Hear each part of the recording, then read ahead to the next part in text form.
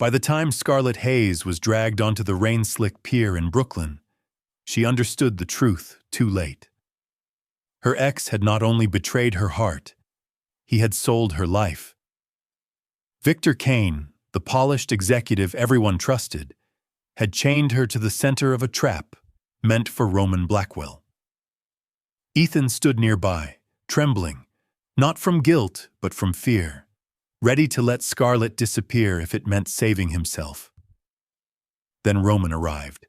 No shouting, no panic, just black cars, hard-eyed men, and a silence that swallowed the dock whole. He exposed Victor's betrayal, crushed Ethan's last lie, and looked Scarlett dead in the eyes before choosing war over caution. But the moment that broke everyone was not the gunfire or the arrests. It was earlier that week, in the middle of a Manhattan gala, when Roman kissed Scarlett in front of Ethan and silently promised, "Let him see what he lost forever." Scarlett Hayes did not know that in 4 days, a man would try to trade her life for his own. She only knew the ballroom at the Plaza Hotel was too bright, too cold, and suddenly too small to breathe in. Crystal chandeliers burned above her. Champagne bubbles stung her nose. The string quartet kept playing as if humiliation had a proper soundtrack. Scarlett stood near the donor table in a black satin gown, her posture perfect, her pulse wild. She had spent 12 hours saving this charity gala from disaster. 1 missing donor, 2 menu changes, a floral collapse in the West Salon. She fixed all of it. Then Ethan Cole walked in with Chloe Bennett on his arm. Her ex looked expensive, polished, untouchable. Chloe, wrapped in silver silk, already had her phone angled for content. Scarlett felt the first crack in her composure when Ethan smiled at her like she was a private joke. "There she is," he said, loud enough for nearby donors to hear. "The woman who confused access with belonging." A few people froze. No one interrupted. Scarlett's fingers tightened around her champagne flute. If she snapped here, she would lose everything. Her career, her reputation, the money her mother needed for medication. Ethan knew that. That was why he did it in public. Chloe laughed softly. "This is brutal," she whispered to her screen. Ethan stepped closer. "You were useful, Scarlett." "That's not the same as unforgettable." The words hit low and hard. Scarlett kept her spine straight.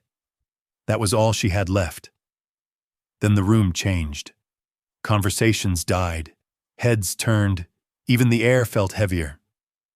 Roman Blackwell had entered the ballroom. He wore a black suit, a cold expression, and the kind of power that made wealthy men step aside without being asked.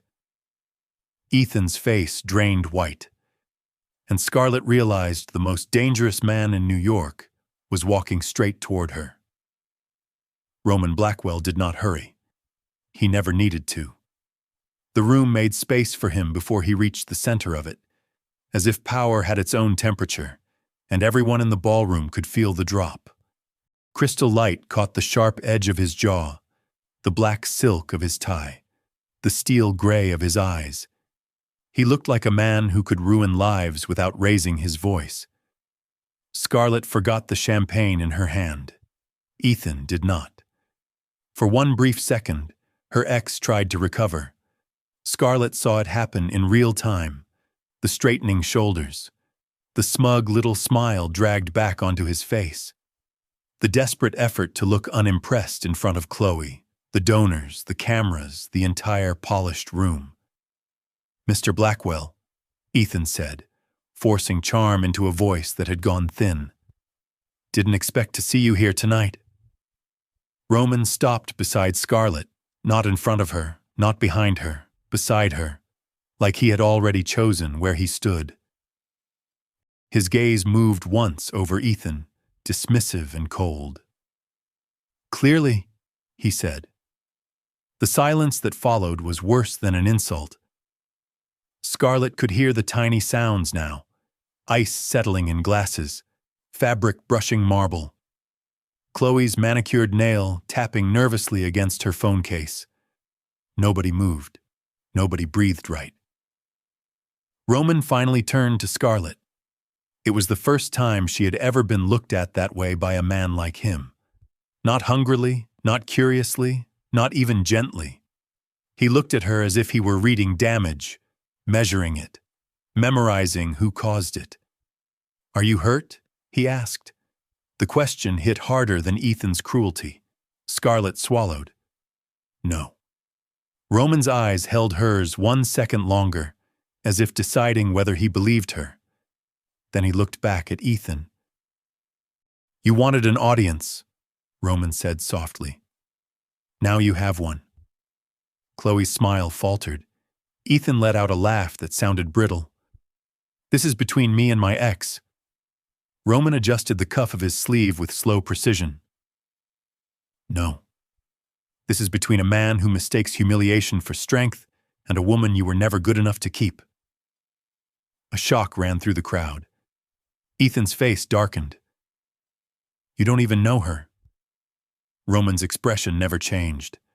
"That," he said, "is where you made your first bad assumption tonight." Then he reached for Scarlett's glass, took it carefully from her trembling hand, set it on a passing tray, and stepped closer. And when his fingers lifted her chin, Ethan finally understood he was about to lose her in front of everyone. Scarlett barely felt Roman's fingers under her chin.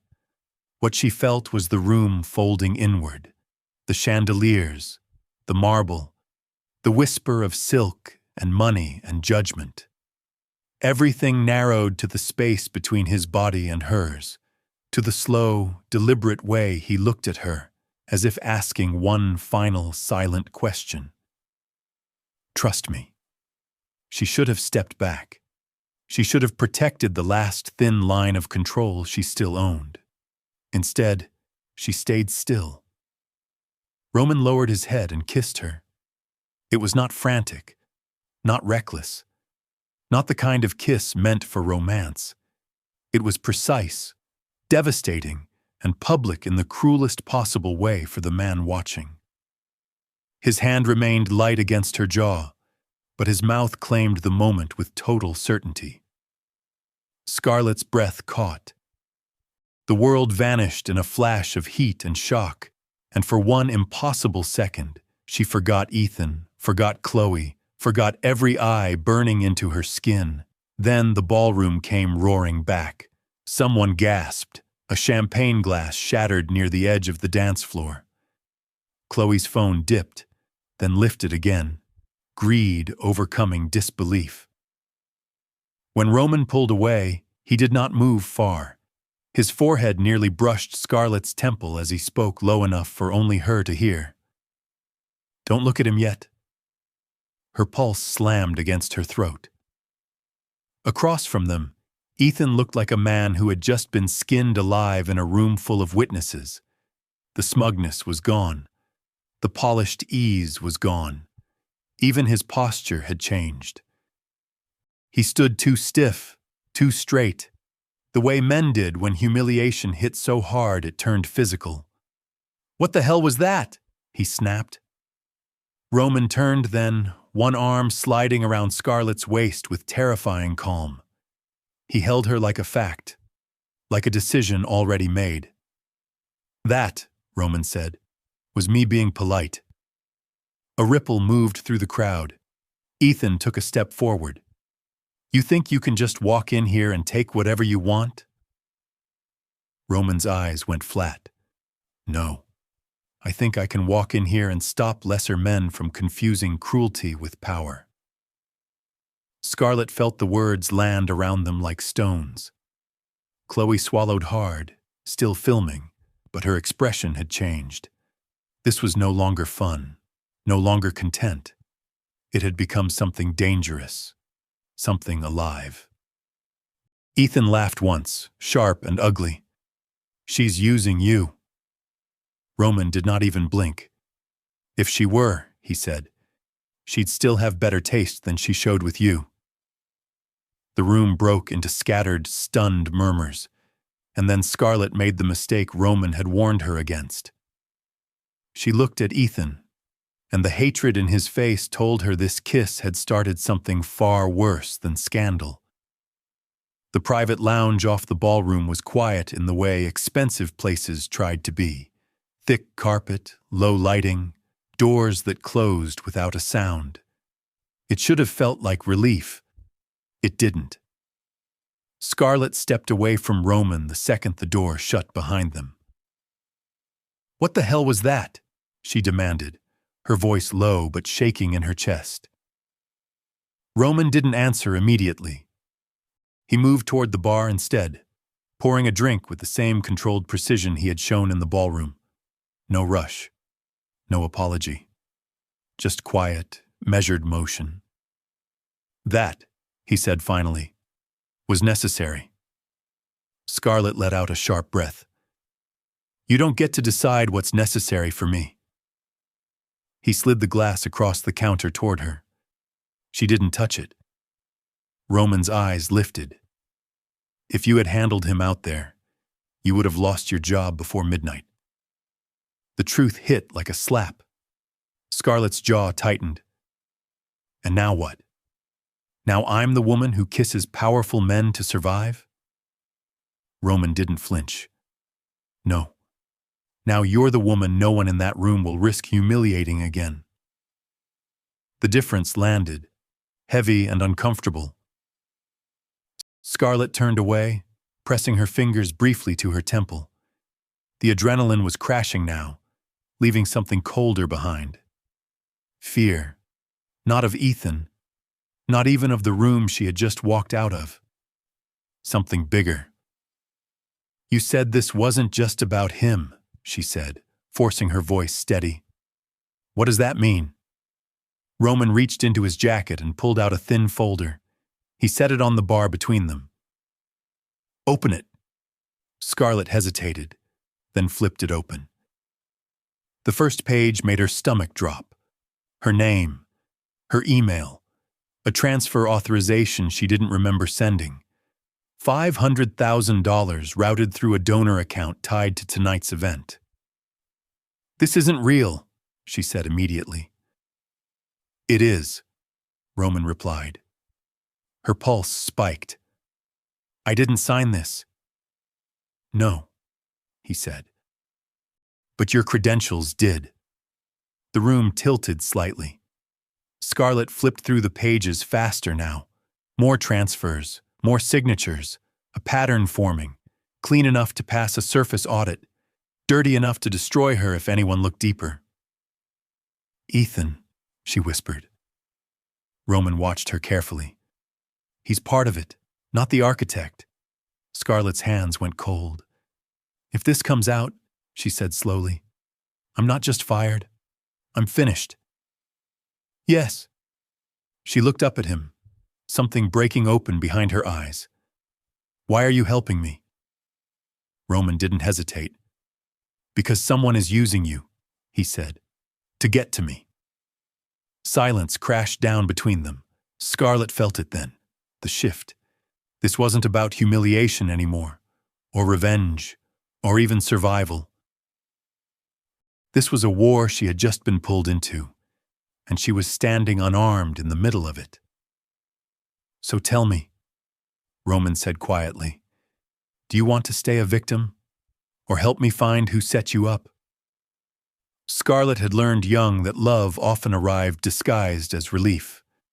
At 17, relief looked like casseroles from neighbors after her father died in a highway pileup outside Queens. At 23, it looked like hospital billing envelopes stacked on the kitchen counter while her mother smiled too brightly and said she was fine. At 28, relief wore a navy suit, an easy smile, and the face of Ethan Cole. Back then, he had seemed like the answer to a prayer she was too tired to say out loud. She had met him at a donor luncheon in Midtown, the kind of polished room where women like Scarlett made miracles happen, and men like Ethan collected credit for noticing them. She had been running on 4 hours of sleep, stale Starbucks, and whatever hope she could squeeze out of the blinking screen of her MacBook Air at 2 in the morning. Her mother's cardiologist wanted another round of treatment. Her younger sister, Nora, had been accepted into graduate school and was pretending not to care whether they could afford it. Scarlett cared enough for all of them. Ethan had noticed that. Not the exhaustion, not the fear. Men like Ethan never called those things by their real names. He noticed usefulness, competence. The quiet kind of woman who fixed disasters without asking for applause. He started small. Coffee delivered to her office just the way she liked it. Late-night texts asking whether she had eaten. A hand at the small of her back when she was too tired to argue with how intimate that felt. He listened when she talked about budgets, staffing crises, donor egos, floral shortages, and family bills. He made being seen feel like safety. That was his first real trick. His second was making help feel like debt. When he covered the deposit on her mother's medication one winter, Scarlett had cried in the parking garage afterward, forehead against the steering wheel of her aging Toyota, because gratitude and shame felt too much alike. Ethan had kissed her that night and told her she never had to carry everything alone again. She had believed him. Now, standing in Roman Blackwell's private lounge with forged transfers in her trembling hands, Scarlett remembered a night from 8 months earlier. Ethan had called after midnight, voice tight, saying he needed one file forwarded before a donor review first thing in the morning. She had been half asleep, barefoot in her apartment kitchen, heating canned soup for her mother. "Just send it from your account," he had said. "Mine is locked out." Scarlett closed the folder. Her pulse turned cold. That was it. That was the night he put the knife in her hand and made sure her fingerprints stayed on the blade. And when she looked up at Roman, she knew her love story with Ethan had never been a romance at all. It had been a setup. By 8:14 the next morning, Scarlett Hayes was no longer an event director with a fragile reputation. She was a liability. The email from her company arrived while she was standing in her apartment kitchen, still wearing last night's makeup and staring at the prescription refill notice beside the sink. Subject line, temporary administrative leave, no accusations, no warmth, just corporate language polished until it almost looked humane. Effective immediately, she was suspended from all active accounts pending internal review. Scarlett read it twice, then a third time. Her coffee went cold in her hand. In the living room, her mother was asleep beneath a blanket on the couch, the morning news playing softly to no one. Scarlett lowered the volume, but not before she caught her own face on the screen, frozen beside Roman Blackwell under a headline that made her stomach twist. Mystery woman caught with Manhattan tycoon after gala drama. Not event director, not producer, not victim, just mystery woman. Her phone buzzed. Another donor had withdrawn from an upcoming fundraiser.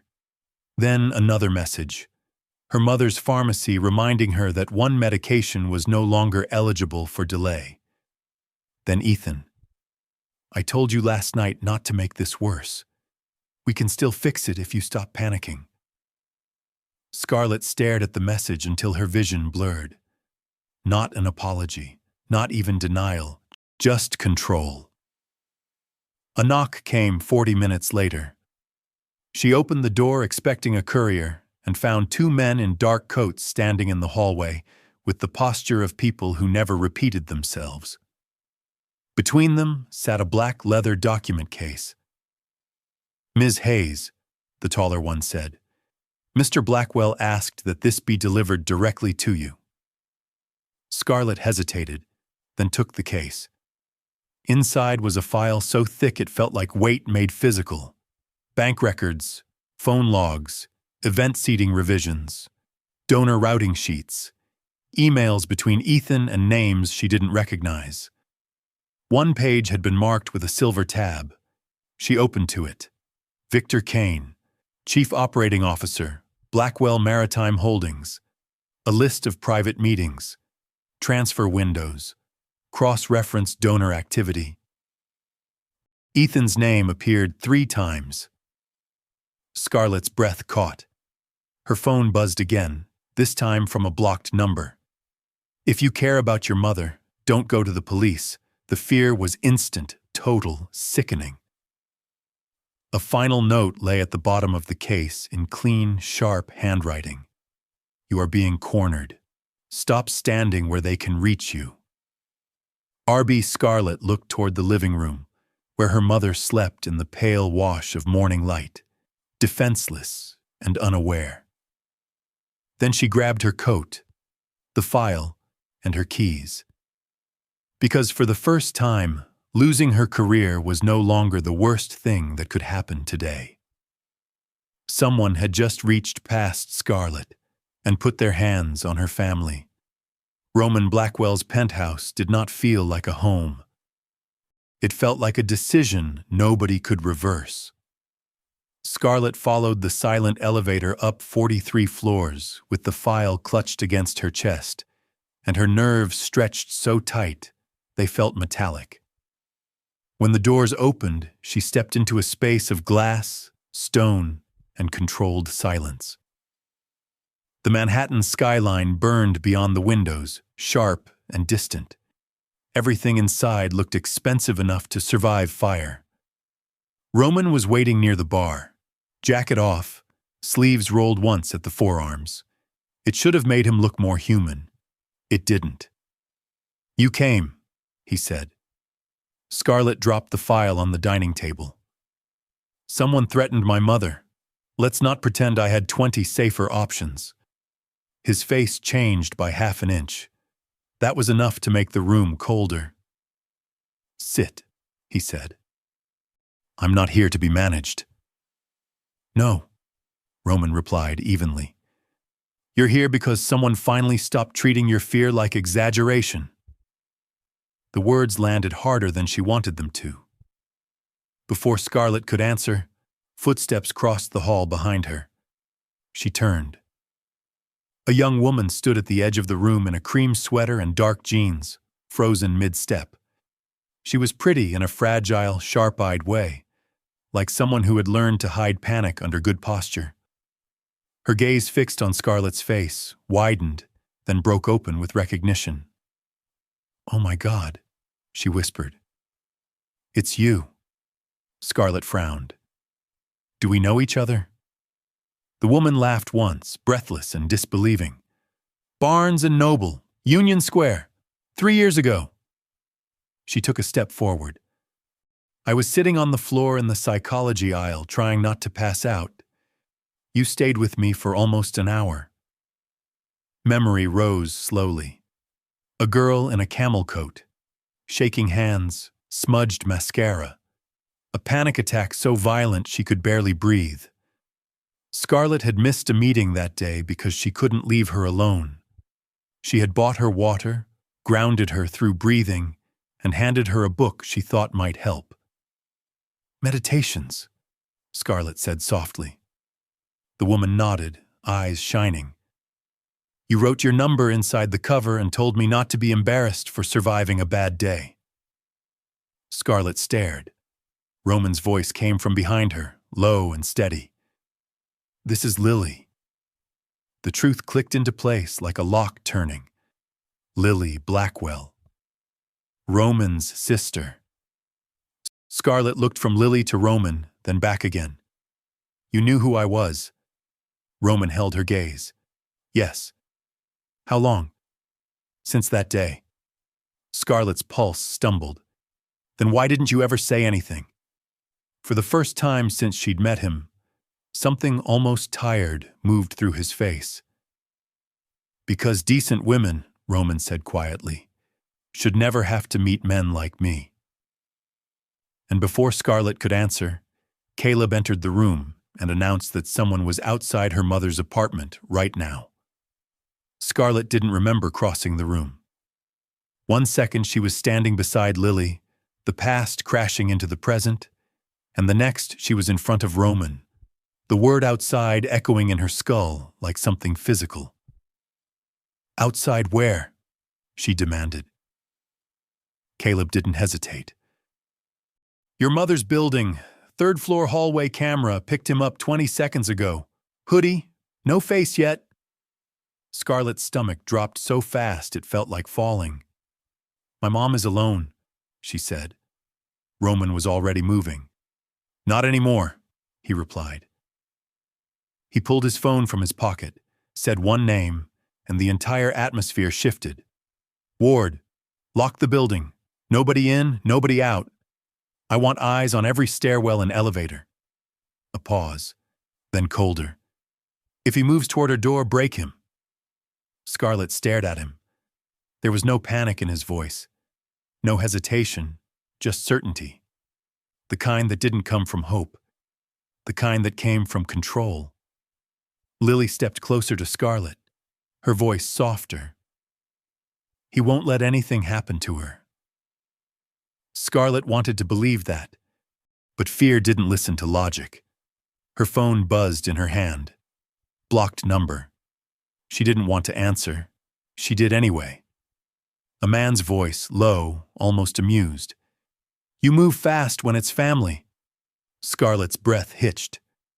"Who is this?" "You're asking the wrong question." A soft chuckle. "The right one is how much you're willing to lose before you understand your place." Her fingers tightened around the phone. "Stay away from my mother." "That depends," he said. "Are you planning to be difficult?" Scarlett looked at Roman. He was watching her, unreadable, waiting. Something inside her snapped into focus. Not fear, not this time. Choice. "You picked the wrong person," she said quietly into the phone. A pause. Then the voice shifted, just slightly. "Curious now." "We'll see." The line went dead. Scarlett lowered the phone slowly. "He wanted me scared," she said. Roman stepped closer, his presence steady, immovable. "Good."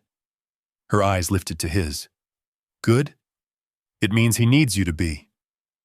The implication settled in. She wasn't just collateral damage. She was leverage. Caleb's phone buzzed. He glanced down, then back up. "He's leaving the building," he said. "Didn't make contact. Probably testing response time." Scarlett exhaled shakily. Roman didn't. "Then we respond faster next time," he said. Scarlett felt the shift again. The line she had been standing on, the one between surviving and fighting, was gone. "You said someone is using me to get to you," she said. Roman nodded once. Scarlett lifted her chin, the last of the hesitation burning away. "Then stop treating me like something to protect." Silence. Roman studied her for a long second. Then finally he gave a single decisive nod. "Fine," he said. "Then we use you to draw him out." Lily inhaled sharply. Scarlett didn't look away. "Tell me what to do." Roman's eyes darkened, something dangerous settling into place. "First," he said, "you stop thinking like a victim and start thinking like bait." By noon, Scarlett Hayes was trending. Not for her work. Not for the years she had spent building flawless events out of impossible demands.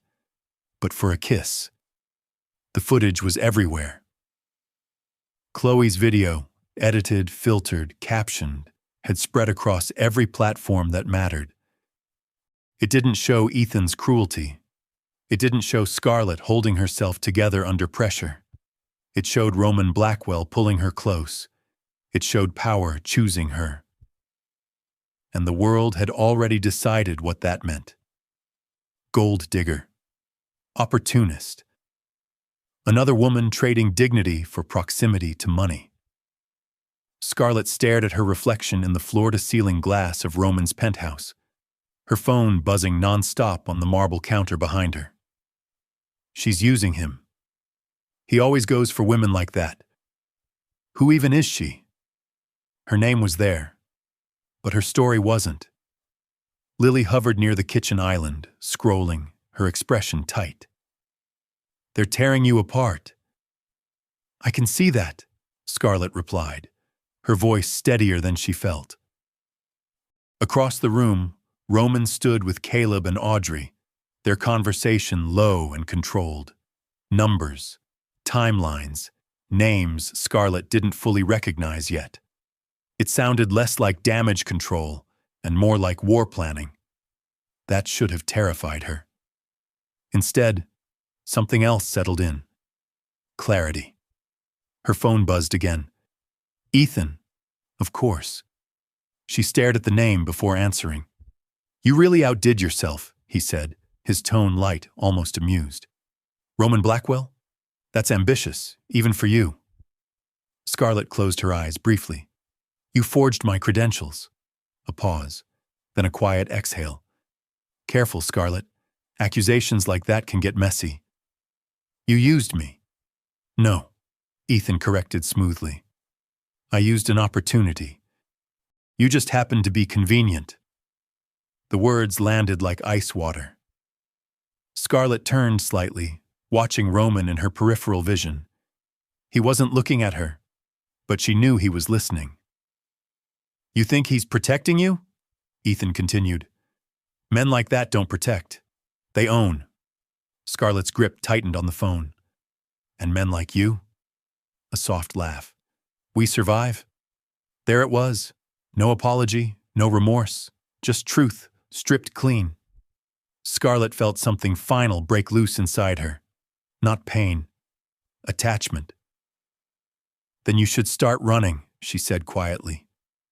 Ethan's tone shifted. You don't scare me. Good, Scarlett replied. Because I'm not the one you should be afraid of. She ended the call before he could answer. Silence settled around her. Roman's voice cut through it a moment later. Speaker next time, he said. Scarlett turned to face him fully. Next time I won't need you to hear it. Audrey studied her with new interest. Caleb's expression shifted, just slightly. Roman stepped closer, not touching, but close enough that she felt the weight of his presence. Good, he said. Scarlett lifted her chin, the last trace of hesitation gone. I'm done reacting, she said. Tell me how we make him make a mistake. Roman's eyes darkened. For the first time, there was something almost approving in them. We already have, he said. You just haven't seen it yet. Scarlett didn't expect the next move to come from Roman.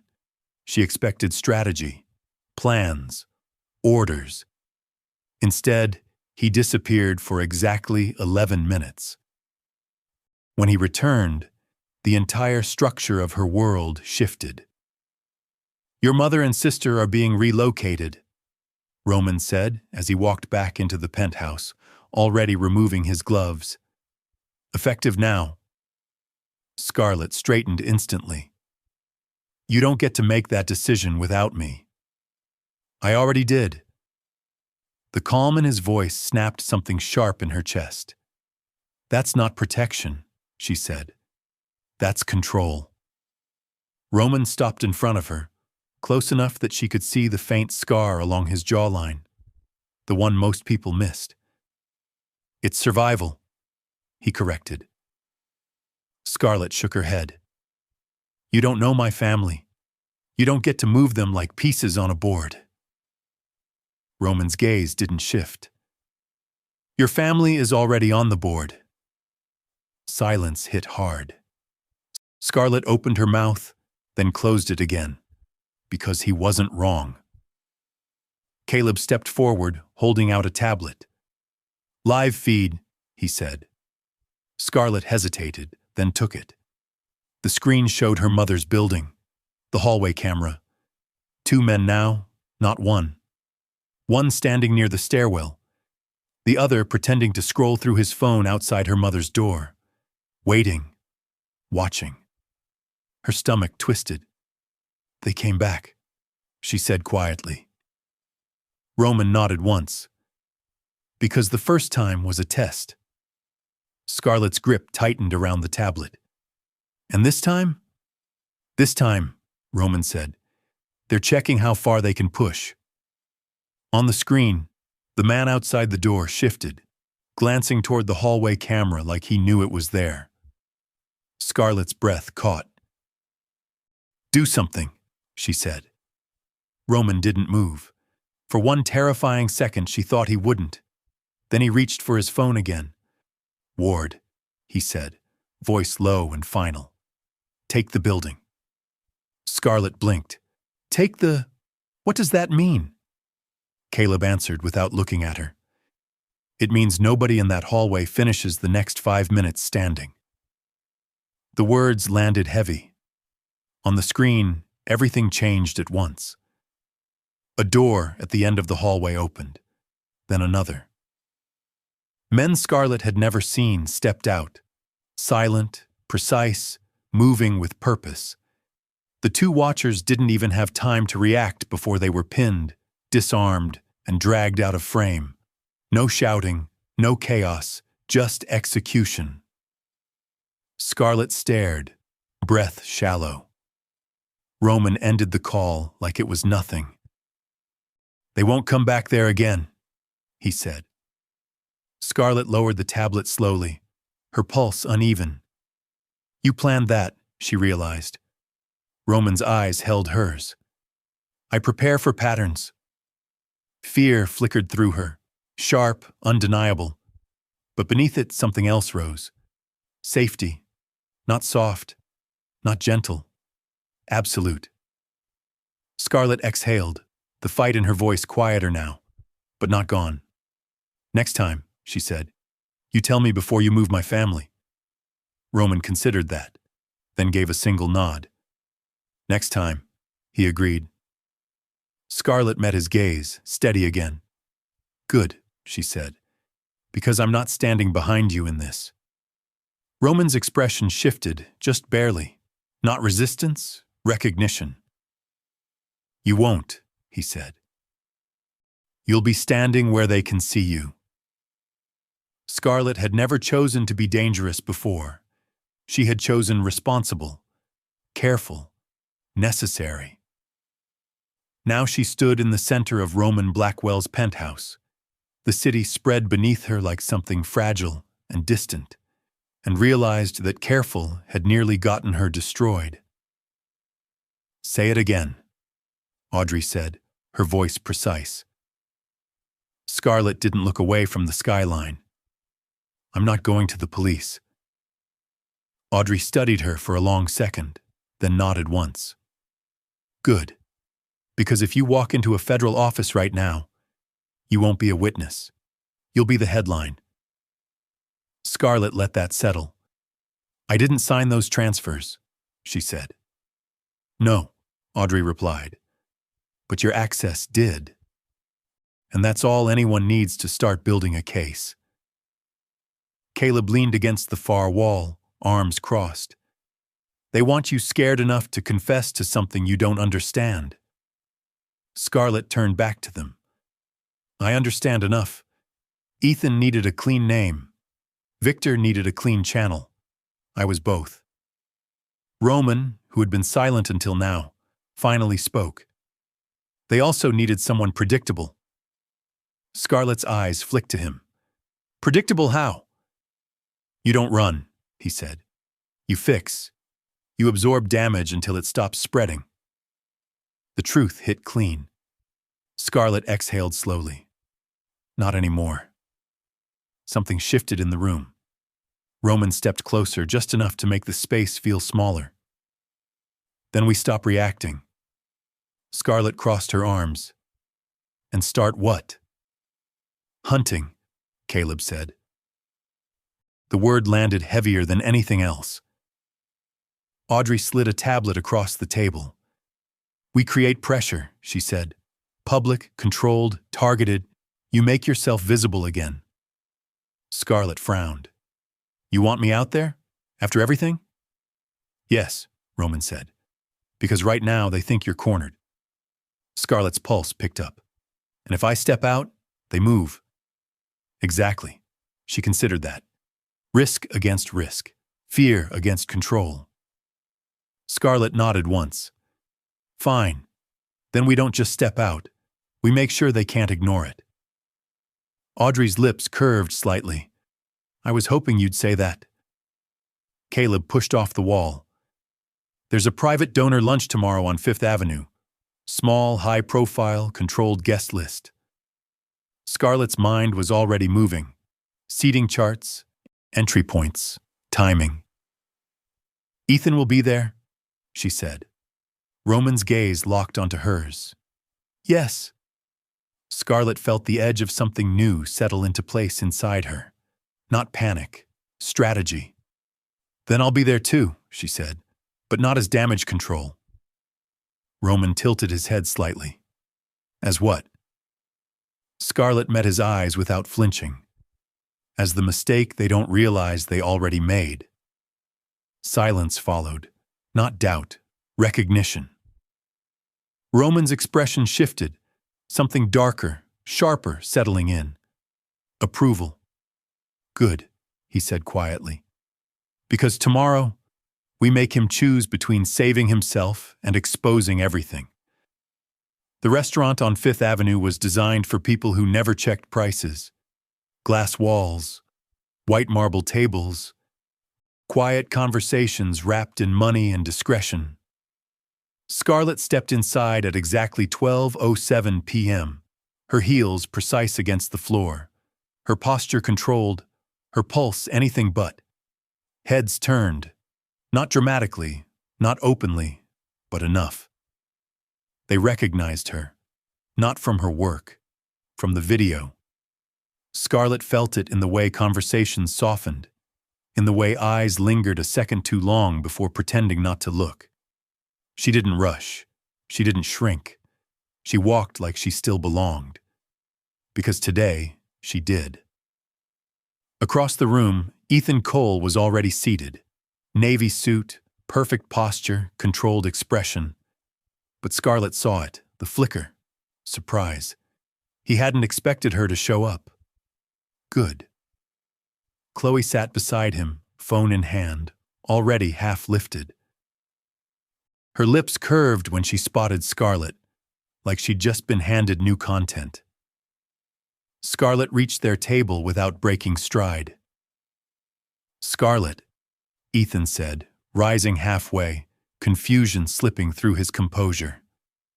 I didn't think you'd disappear, she finished, her voice calm. That would have been easier for you, wouldn't it? Chloe smirked. This is bold. Scarlett turned to her, steady. You should keep filming. You've been useful so far. Chloe blinked. Just once. Ethan's jaw tightened. What do you want? Scarlett didn't sit. Not yet. She placed her phone on the table, screen down, deliberate. I want clarity, she said, about the transfers. The word landed like a blade.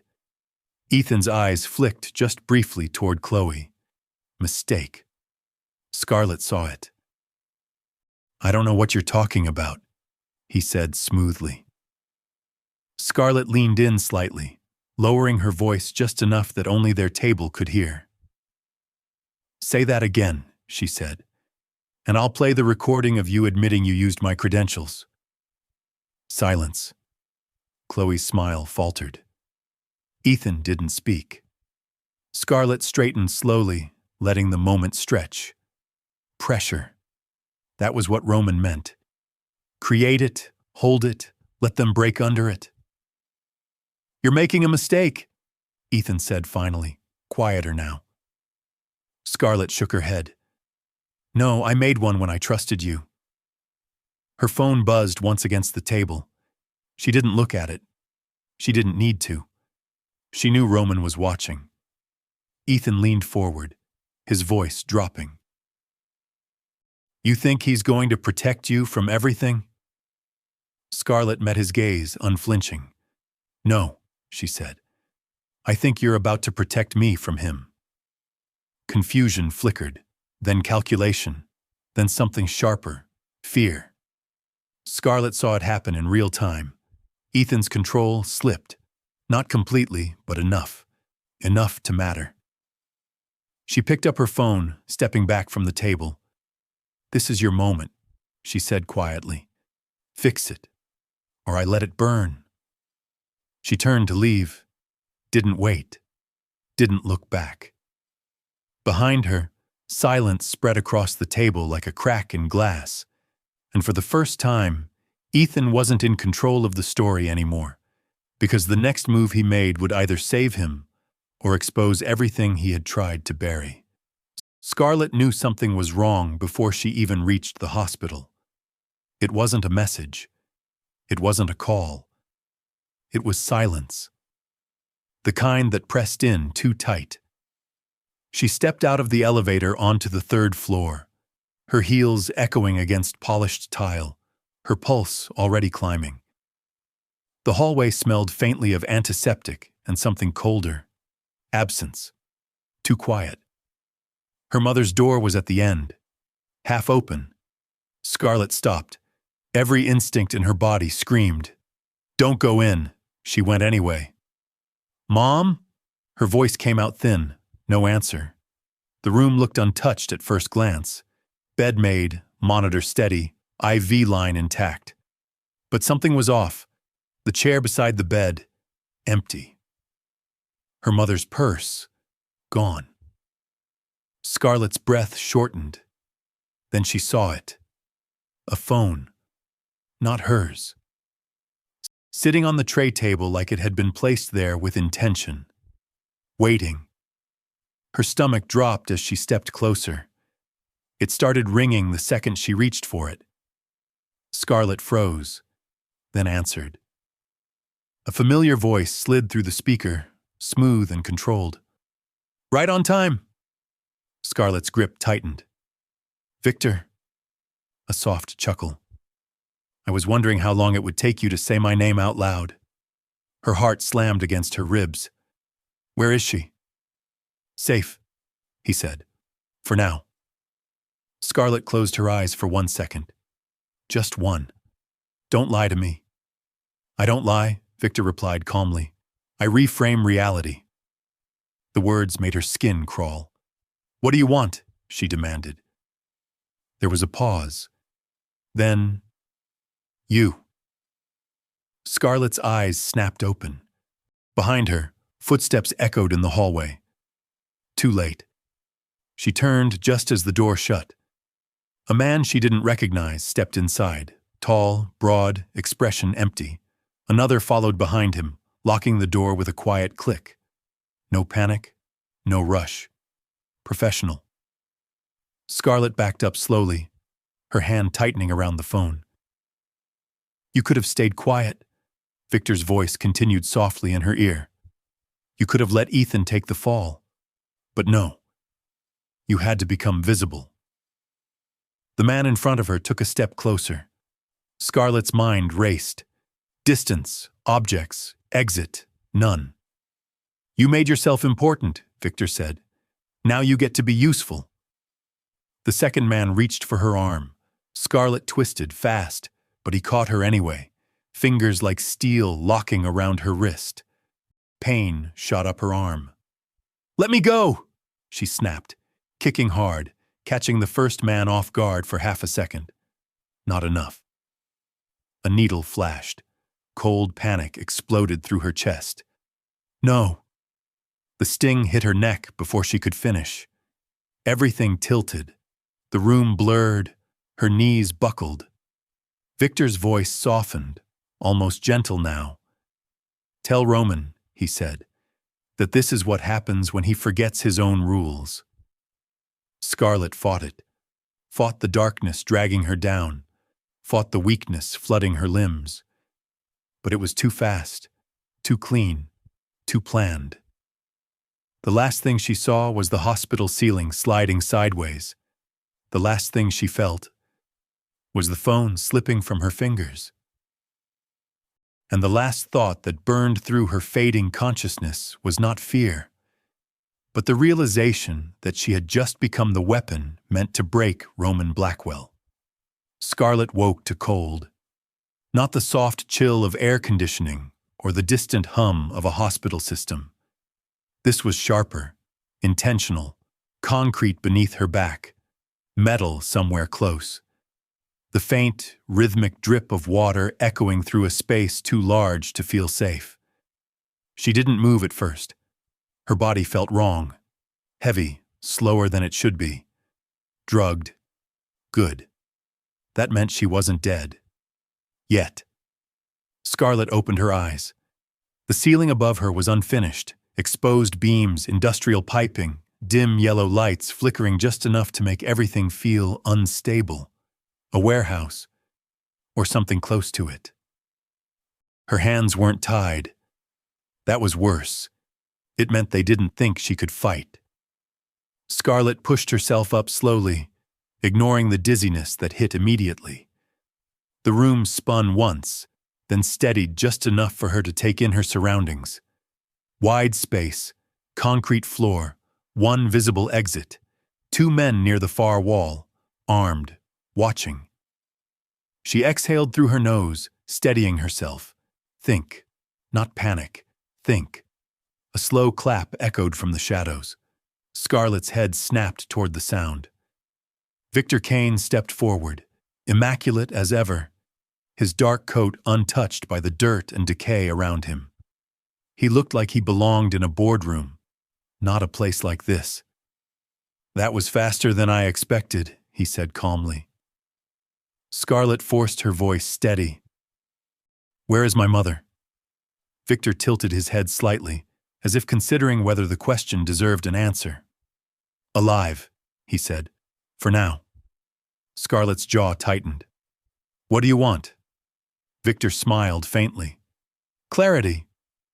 She almost laughed. "You kidnapped me for clarity." "No," he corrected. "I removed a variable that had become unpredictable."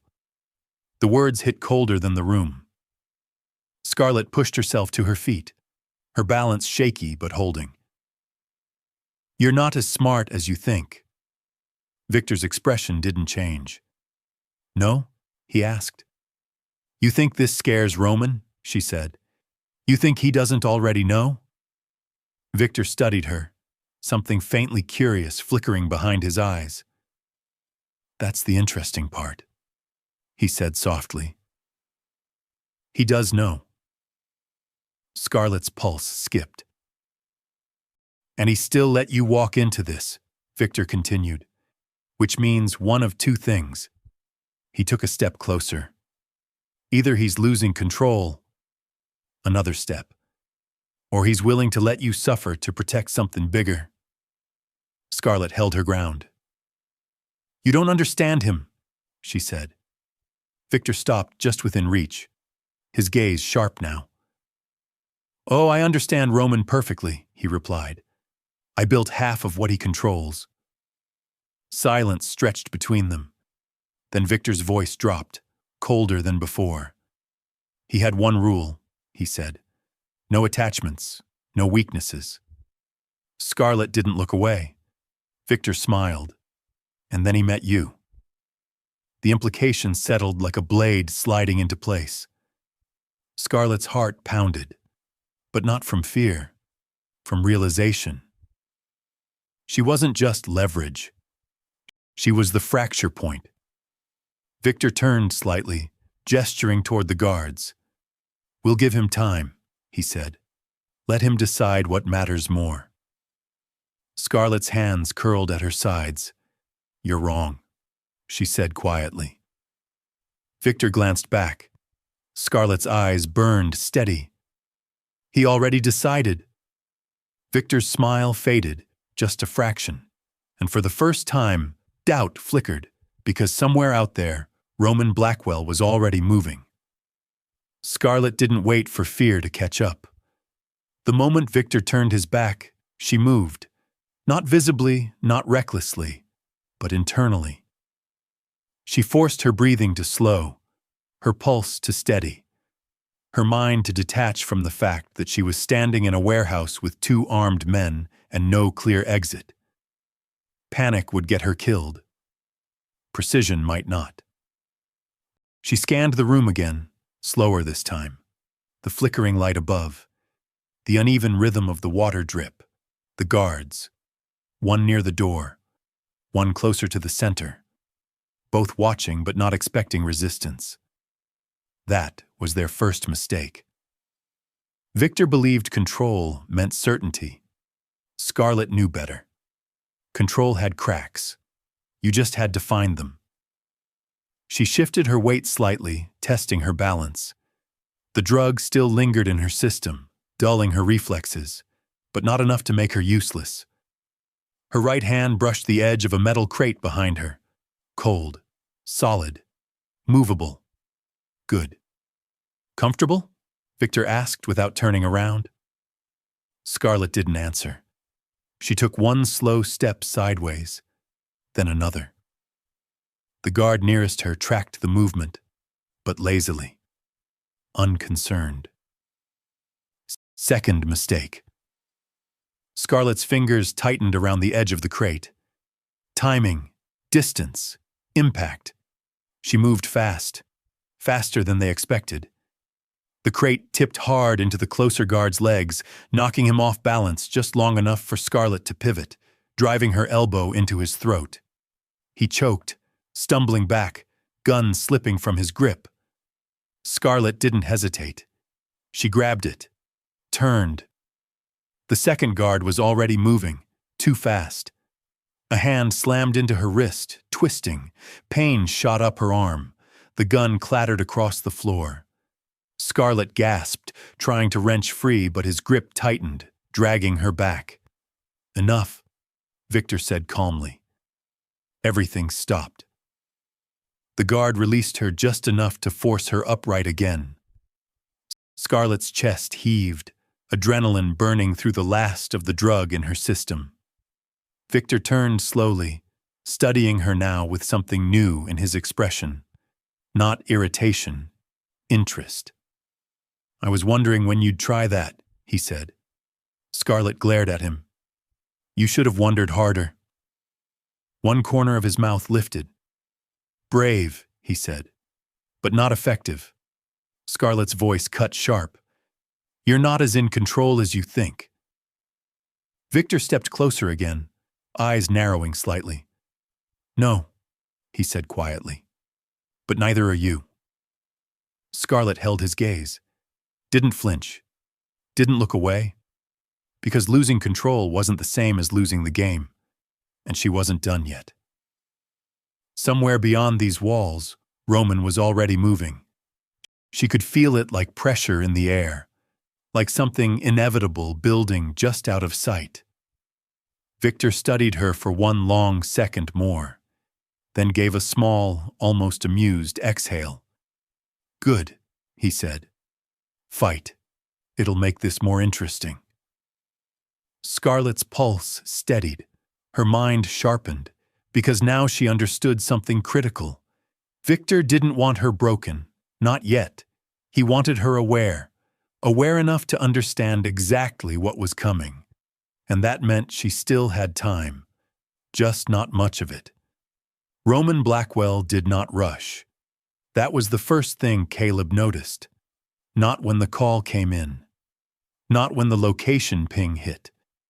Not even when the warehouse coordinates locked into place on the screen. Roman didn't move faster. He moved sharper. "Brooklyn Dock Sector 9, Caleb said, eyes scanning the tablet. "Signal bounced twice before stabilizing. That means they're cycling locations or masking entry points." Roman adjusted his cuff slowly, his expression unreadable. "How many?" he asked. "Minimum 3, Caleb replied. "Possibly more inside." Roman nodded once. "Shut down the east corridor," he said. "No incoming or outgoing shipments for the next 20 minutes. Caleb hesitated. "That's going to cost—" "I didn't ask for the number." Silence. Then Caleb moved. Orders went out fast. Not loud, not chaotic, efficient. Within seconds, an entire section of the port shifted without a single visible ripple. Trucks stopped mid-route. Containers held in place. Routes froze. Control. Absolute. Roman stepped toward the window, looking out over the skyline like it belonged to him. "They took her alive," he said. Caleb glanced up. "How do you know?" Roman didn't turn. "If Victor wanted her dead, she'd already be gone." That settled it. This wasn't cleanup. This was leverage. Caleb moved closer. "You want extraction or containment?" Roman's reflection in the glass didn't change. "Both." Another pause. "Victor's expecting you to come in loud," Caleb added. "Make a mistake." Roman finally turned, and that's where he's wrong. Caleb's jaw tightened. "What's the plan?" Roman picked up his coat. "We don't walk into the trap," he said. "We close it." Caleb exhaled slowly. "That's going to burn everything tied to that sector." Roman's gaze went cold. "Then let it burn." The words landed like a verdict. Across the room, Audrey stepped forward, tablet in hand. "Federal channels are already picking up irregular movement," she warned. "If you escalate, you're going to draw attention." Roman didn't even look at her. "Good," he said. Audrey stilled. "You want them watching?" "I want everyone watching," Roman replied. "Because when this ends, there won't be a version of this story anyone else gets to rewrite." Caleb's phone buzzed. He checked it, then looked up. Movement confirmed. They're shifting her deeper into the dock line. Roman's eyes sharpened. Then we're out of time. He stepped toward the elevator, every movement deliberate. Final. Caleb fell in beside him. "You're breaking your own rule," Caleb said quietly. Roman pressed the button. The doors slid open. For a brief second, the reflection of the man in the steel doors didn't look like a CEO. It looked like something far more dangerous. "I already did," Roman said. They stepped inside. The doors closed, and somewhere in a warehouse carved out of steel and shadow, Scarlet Hayes was running out of time. Because this wasn't just a rescue anymore. It was a declaration of war. "Hai fa trien kich bon fan muoi bei choju bon tram tu, jam bao viet jung bon tram tu chicho su se dish nam muoi tu ban kin ho jiu nai, nho jam bao kich ban kau truk trio view, viet bang tieng an." My Scarlet heard the shift before she saw it. A change in the air. Subtle, controlled, but real. Victor felt it too. His head tilted slightly, eyes narrowing just enough to betray awareness. "He's close," he said quietly. Scarlet didn't react, but her pulse did.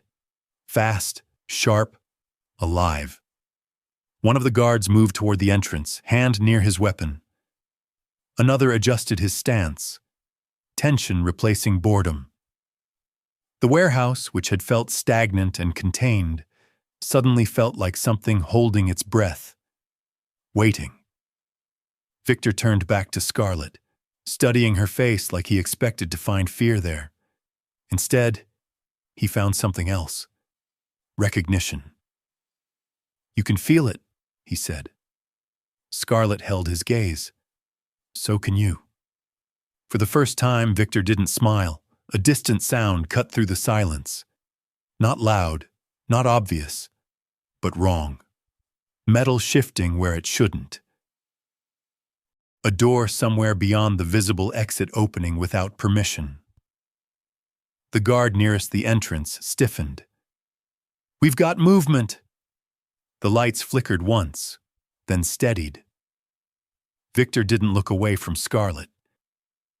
"He won't come in blind," he said. "He'll—" The door slammed open. Not kicked, not forced. Opened, like whoever stood on the other side had every right to be there. Roman Blackwell stepped inside. No rush, no chaos, just presence. Behind him, Caleb and two others spread out, controlled, precise, sealing exits without a word. No shouting, no panic, just quiet domination. The guard closest to Scarlett reached for his weapon. Caleb moved first, one step, one strike. The gun hit the ground before it could even clear the man's grip. The second guard froze. Not from fear, from understanding. They were already too late. Victor exhaled slowly, almost impressed. "I was hoping you'd be smarter than this," he said. Roman stopped 10 feet away. Not closer, not yet. His eyes moved once, over Scarlett, checking, counting, alive, then back to Victor. "You miscalculated," Roman said. Victor's expression sharpened. "Did I?" Roman didn't answer immediately. He stepped forward once. The room shifted with him, not physically, gravitationally. "You thought I'd hesitate," Roman said. "You thought I'd protect the system before the person." Victor's jaw tightened. Scarlett watched it happen, the moment the control cracked, just slightly. Roman took another step. "Now you're standing in the middle of a decision you don't control anymore." Silence pressed in. Victor's hand twitched. Scarlett saw it. So did Roman. Everything balanced on that single, fragile second. Choice. Action.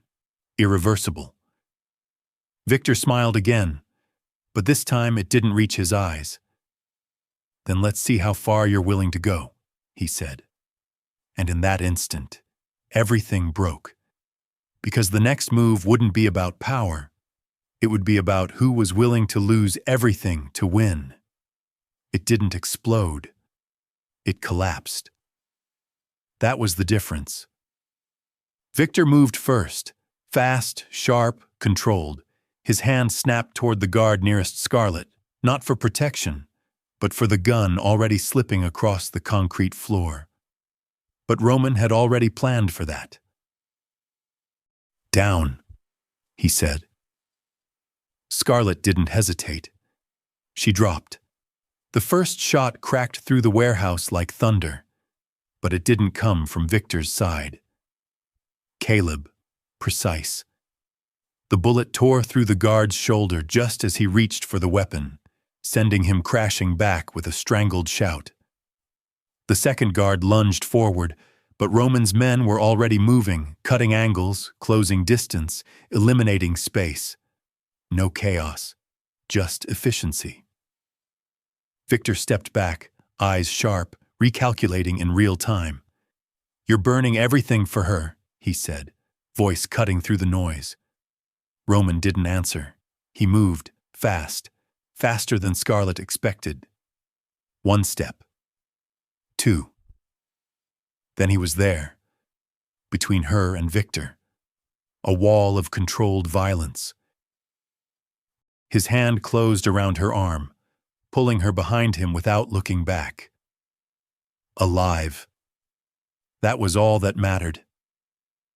Another shot rang out. Concrete splintered near Victor's feet as Caleb advanced, forcing him further into the open. "You're out of exits," Caleb said. Victor's gaze flicked once toward the far side of the warehouse. Calculation, still searching, still refusing to lose. Roman saw it. Of course he did. "You built this," Roman said quietly. "Every route, every escape." Victor's jaw tightened. Roman stepped closer, slow now, deliberate. "And I closed all of them." Silence fell. Heavy. Final. Victor let out a breath, almost a laugh. "You think this ends here?" Roman's eyes went cold. "It already has." Behind them, footsteps echoed. Audrey's team moving in, not with guns, but with something far more dangerous. Evidence, files, drives, documentation. Victor saw it, really saw it. For the first time, something real cracked through his control. "You involved them," he said. Roman didn't blink. "I made sure there's no version of this where you walk away." Victor's shoulders dropped just slightly. Not surrender, understanding. Ethan stumbled into view from the far side, dragged forward by one of Roman's men, face pale, hands shaking. "I told them everything," he stammered. "I didn't have a choice." Victor turned his head slowly. Disgust, cold, absolute. "You never did," he said.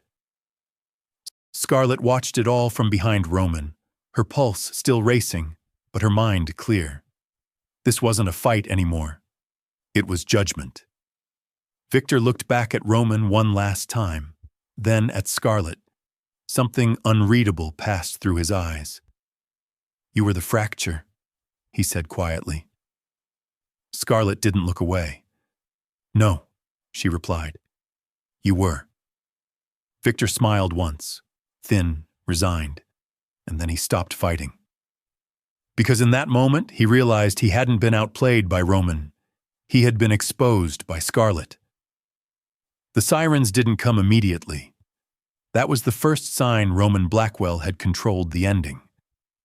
By the time federal vehicles finally cut through the Brooklyn dock line, everything that mattered was already decided.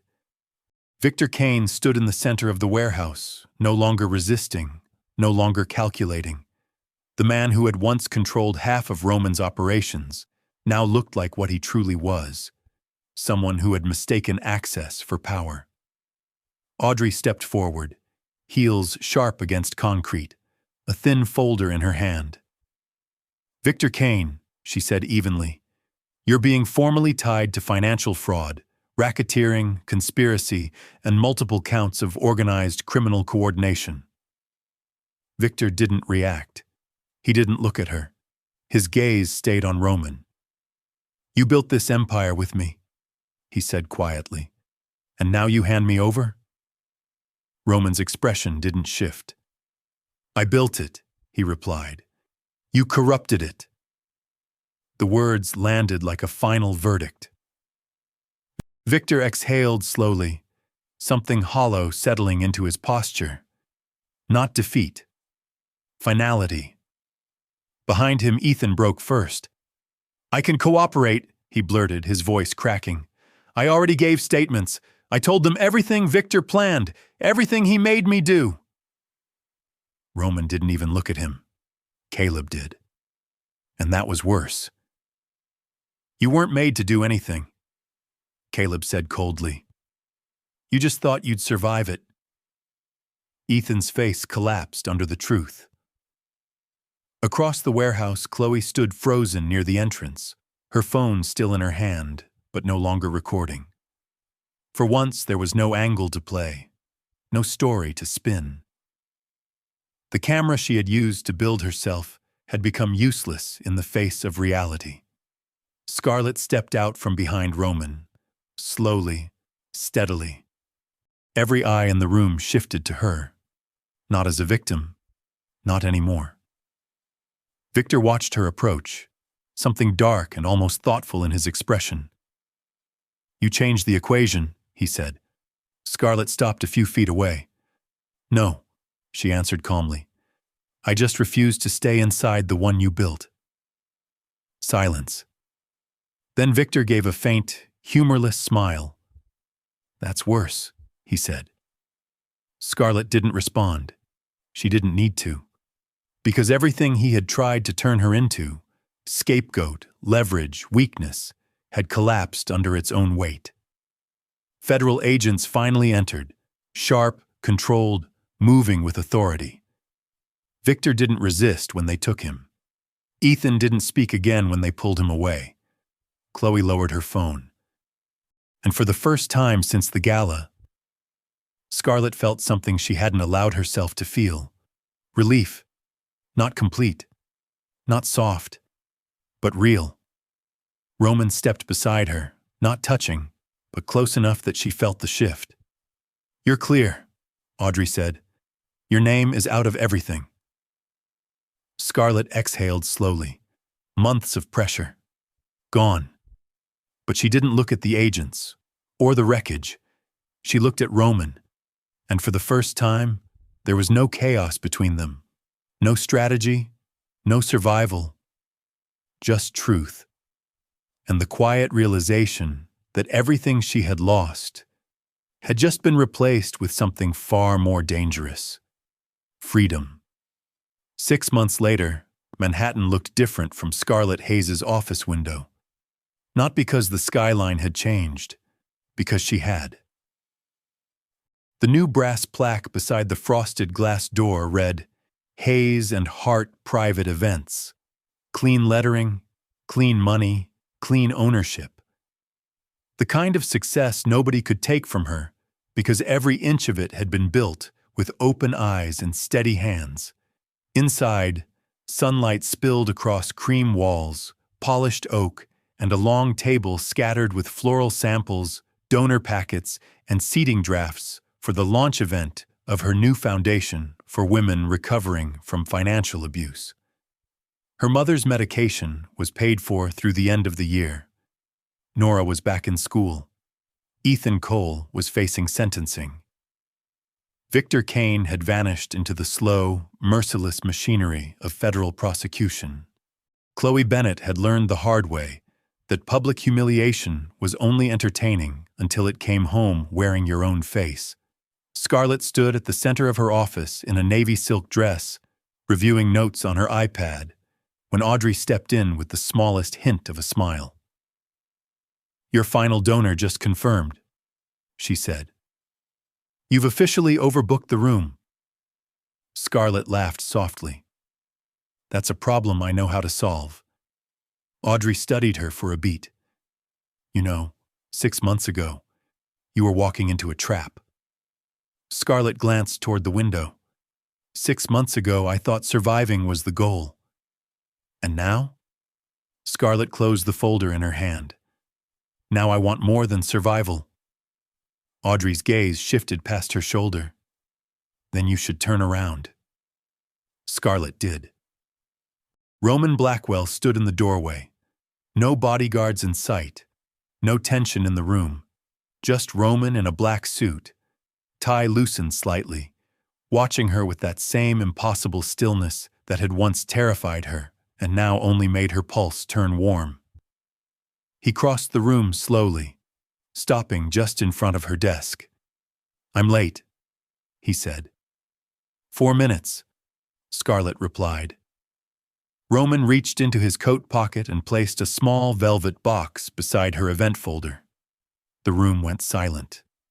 Scarlett looked at the box, then at him. His voice stayed low, steady, real. "I'm not offering rescue," he said.